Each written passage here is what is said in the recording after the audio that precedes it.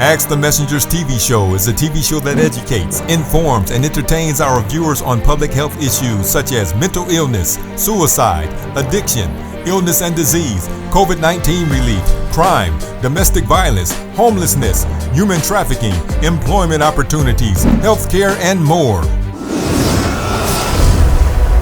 And now, ask the Messengers. According to the CDC, 1 in 36 children in the United States are born with autism spectrum disorder, or ASD.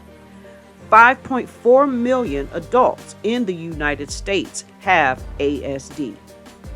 Every day, police officers encounter so many emergency situations. Each situation is different from the next, and especially when it comes to people with autism. It is so important to teach first responders how to recognize the signs of autism when they are called for any given emergency. Today on Ask the Messengers, we will show you how several police departments across America are preparing their officers how to handle situations when it comes to people with ASD.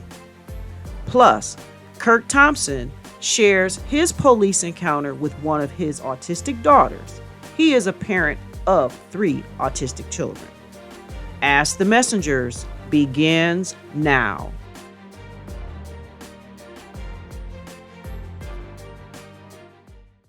So, start here. This is the nonverbal cue card. At first glance, it seems like a pile of toys, but it could be the future of law enforcement. It's a brand new program spearheaded by MSP Lieutenant Sarah Krebs, meant to de-escalate what could be a confrontational encounter with someone who has autism.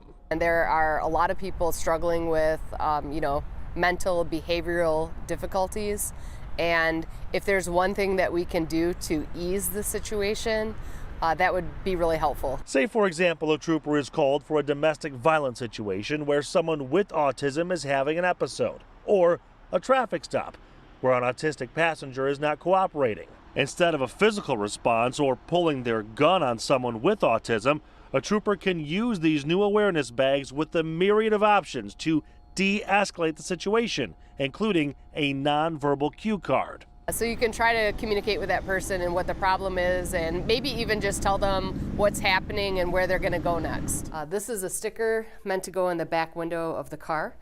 So the law enforcement officer knows before they even get to the occupants what's going on in that car. The MSP rolled this out as a pilot program in the spring, which also included new training involving families explaining autistic behavior. That was great for them to be able to see how these kids talked and how they interacted with even just their parents. And believe it or not, good afternoon, how we doing? Just a few days later, the bag and training were put to use. So what's going on inside the house? You slamming doors and stuff?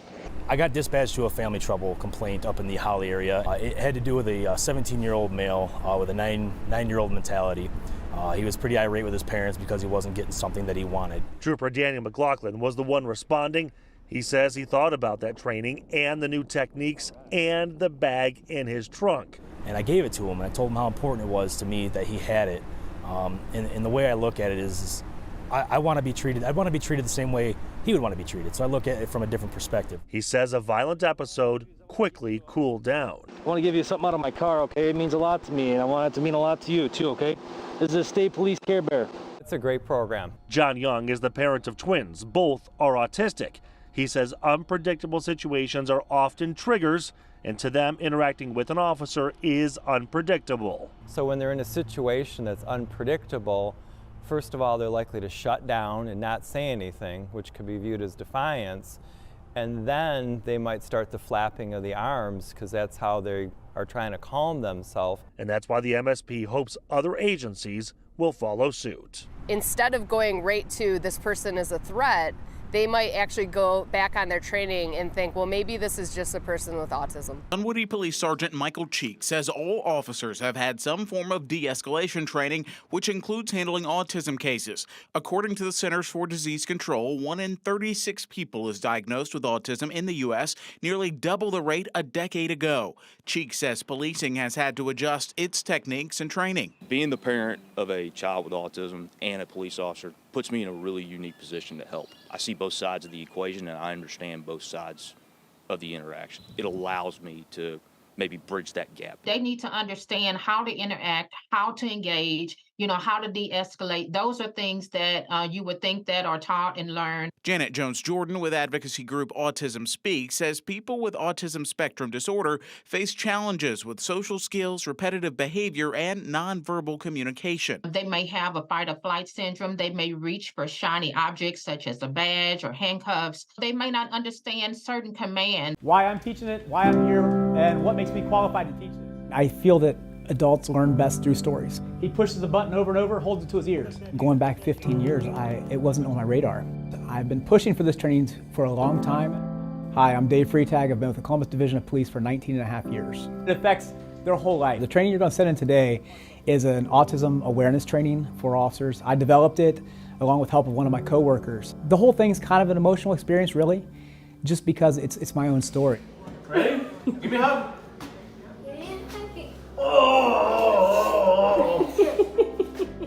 My oldest child's name is Tyler. He will soon be 15 years old, and he is on the spectrum. He's nonverbal.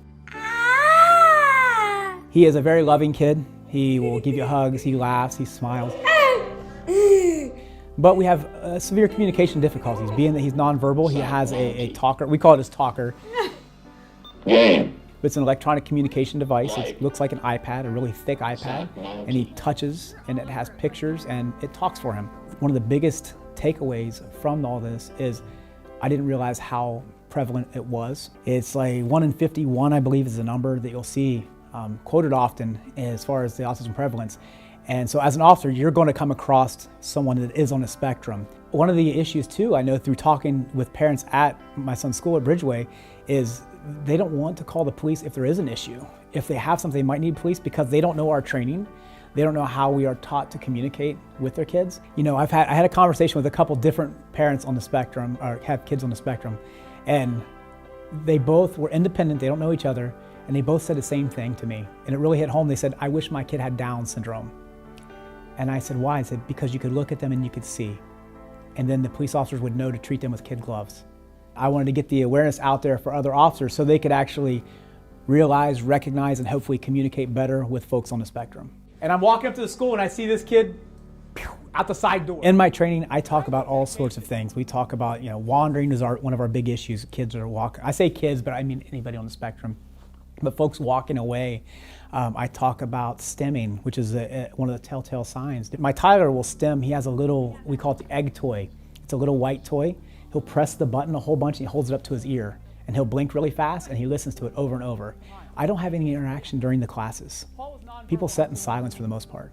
But inevitably, after the class, I start getting text messages, emails, phone calls, and they say, hey, can I run this by you? Hey, my son, my grandson, my granddaughter, or I have this issue with my precinct, can you help me?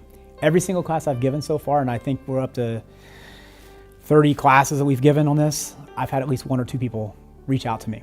So I know it's making an impact. I know that there are questions about it, and I'm happy to answer. It keeps everybody safer. I mean, it keeps the officers safe. They don't understand what's going on. It keeps the public safe. It keeps the subject or the person we're talking to safe. If they realize, hey, this person might be on the spectrum, and they can take that second to slow down, maybe they would be less likely to use force against them. So that's a big deal to me. The whole division will be trained by mid-May, and every recruit class after will receive the training from me also. Hopefully they will have the patience and recognition to see when they're dealing with someone on the spectrum. Stay tuned for more of Ask the Messengers.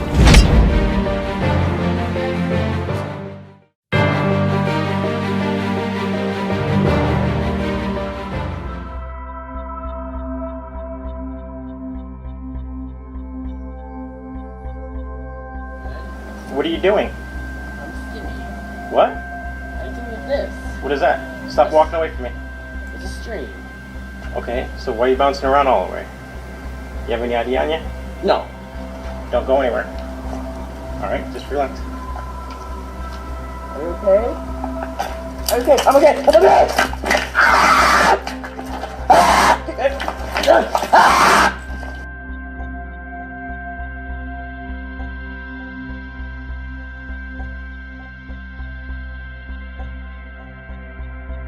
Only keep your head facing forward. Look at me. Follow it with your eyes and your eyes only. Keep your arms at your side. I'm not interested. Hold on. Okay, you're not going to do it. Alright, do me a favor. Put your hands behind your back real quick. I'm sorry! Put your hands behind your back. I'm sorry!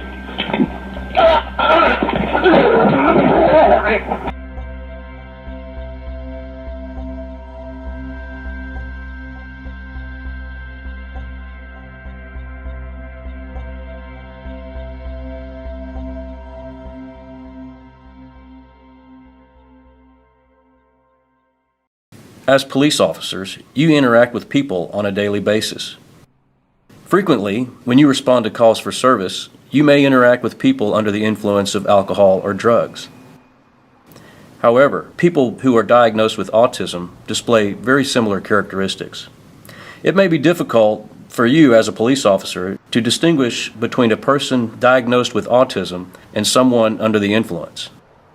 Although there are many signs of autism, here are a few distinguishable symptoms that you could look for. Hello, sir. How are you today? Today. Repetitive words, also known as echolalia, is one common symptom of someone with autism. Overstimulation is another common symptom of someone with autism. Loud noises, bright lights like the overheads on your patrol vehicle, and shiny objects will all distract someone with autism.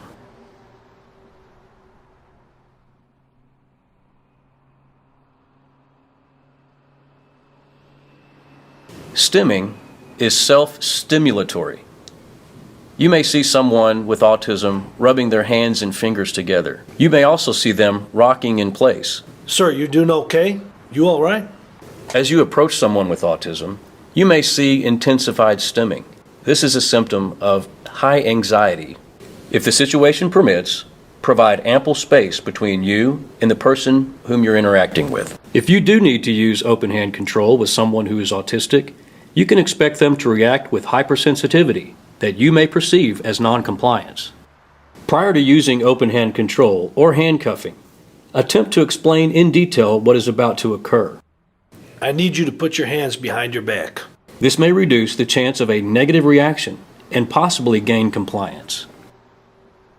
I need to put these on you. People who have been diagnosed with autism may be on prescribed medication. To determine whether the person is under the influence of drugs or alcohol or on their prescribed medication, try not to ask open-ended questions that could be misinterpreted by someone with autism. Did you take anything today? Be specific to get a more appropriate response. Do you have meds that you take daily? Did you take them today? Yeah. Using short words and gestures will greatly assist in communicating with the person you're speaking with. ID?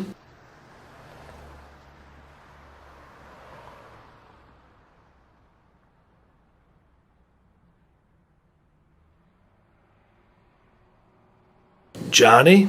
It may be necessary to allow someone with autism extra time to process your questions. Be sure to allow ample time for their response. You're safe. If the situation permits and you're able, reassure the person that they are not in danger and that you're only there to help them. We'll be right back with more of Ask the Messengers.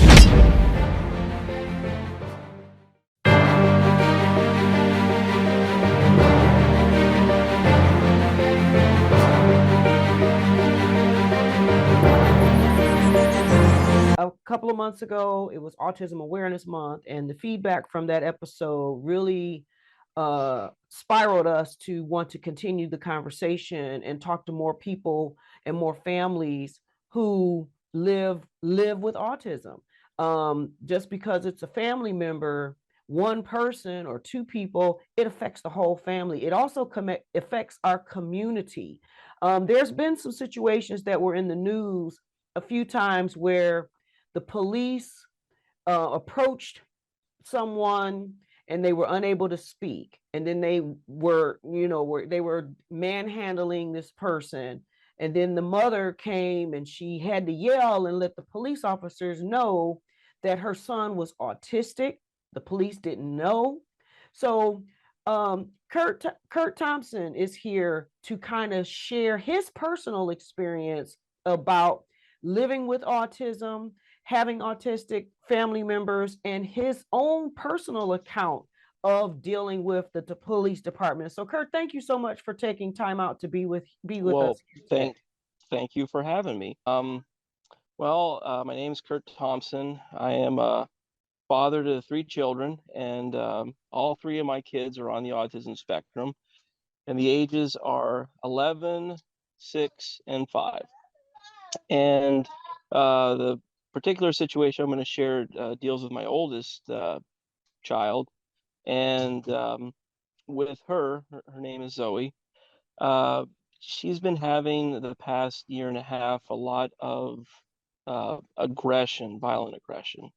But just to kind of give you a little background that led to the incident back in October of 2022. So using all different methods with what limited resources we had, my thought at the time was, well, maybe if she's able to get this aggression out physically, walking and physical activities. But the issue, though, that I had was because of her violent, aggressive behavior and the limited resources, I didn't really have any spot to possibly take her to. So I thought there was this tennis court that was rarely used right next to this recreational center. And I've scoped it out. And I thought, maybe this would be an ideal spot. It's separate from everybody. No one really comes, and she can run, do whatever she needs to do. And if something were to happen, that I would still be able to handle it and take her out and all that. And that was my thought process at the time. Unfortunately, though, excuse me, she got way, way aggressive, even more than I anticipated. Here we are on the tennis court, and she's doing this, and in a point of wanting to bang her head against, the actual paved parts of the tennis court. And I literally would put my hand there to stop her, and then that's when she would keep biting, kicking, punching, all the things. I know when things are in a crisis situation, minutes seem like hours, and but it literally did, because it took probably about she was this way for about a good half an hour or so. At a point, it's just I guess I just felt helpless, and I just thought, well, maybe if some police officers would be able to help me out or something. And I was just trying to wait her out, and after, like I said, 20 to 30 minutes, I don't know exactly, but when you're in that type of situation, you don't know for sure. But I mean, just tracing everything chronologically back, it seemed that was about the time, by the time I called. And then they showed up. And I guess the thing is that was different from these police officers compared to maybe other incidents is one of the police officers did have relatives and people that he knew that were on the autism spectrum. Okay. So they were able to, that one would take the lead. Okay. And then the other would follow. And he would do stuff that, that would be nice if every police officer had. So I lucked out. I mean, because I was thinking that in the back of my mind, oh my goodness, what did I do? I may have made it worse. I don't know. But they came in, they did the things, they slowed their speech down when talking. They didn't elevate or try to intensify the situation. And she even tried to attack them, and I'm like, oh boy, here we go. But they were able to hold her and then explain the whole process. You are trying to hit me. I need to hold you. I mean, it seemed like they did everything by the textbook. she was getting so violent and aggressive with them that they eventually, like, they put handcuffs in. And that part, I guess I was like, I don't know. It's like there's two of you there, and I broke down in tears because no parent wants to see that, and I was distraught and everything like that, just seeing that. I guess that would be my only thing of like, okay, guys, come on, you don't need to use that. That's way too excessive. What was the end result? What happened Well, after? they actually ended up calling an ambulance, and then they came over, and then they were able to put her in a stretcher, and she still was by that time, probably about 45 minutes have passed, maybe a little less, and they were able to get her on a stretcher and then take her to the hospital. What kind of training or what's needed so that there can be more officers such as the one that encountered your situation? I mean, you just made a random phone call and you got lucky. Yeah. One out of the two. So what are some of the things, if you could talk to legislators, or what are some things that needs to be done that would help? Well, I think the main thing is when dealing with any type of crisis situation is anything to de-escalate the situation. That would be my biggest takeaway for any police department, would be just not for people on the autism spectrum, but just to de-escalate the situation, but then learn what certain skill sets and things need to be done to remedy whatever situation it is. Right. And I think if they were to be all on the same page with that, I think there would be a lot less use of force to be able to handle things that could ultimately, unfortunately may end up into a tragedy. We definitely are going to continue this conversation because we want more and more people to be aware of what autism is. Thank you very much for the opportunity to be interviewed, and you have a wonderful. Well, that concludes this week's episode of Ask the Messengers. We also invite you to follow us on Facebook, Instagram, Twitter, and to subscribe to our YouTube channel. If you would like to help support our show, please feel free to make a donation of any kind by visiting our show website, www.askthemessengers.org. If you prefer to mail donations, please make check or money order payable to Ask the Messengers TV show and send it to 18400 Schaefer Highway, Detroit, Michigan 48235.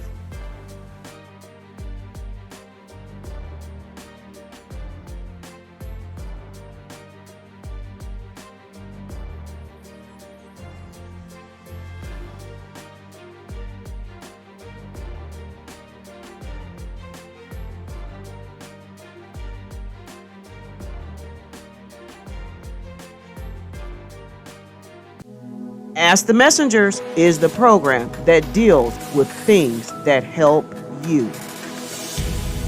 Thank you for watching.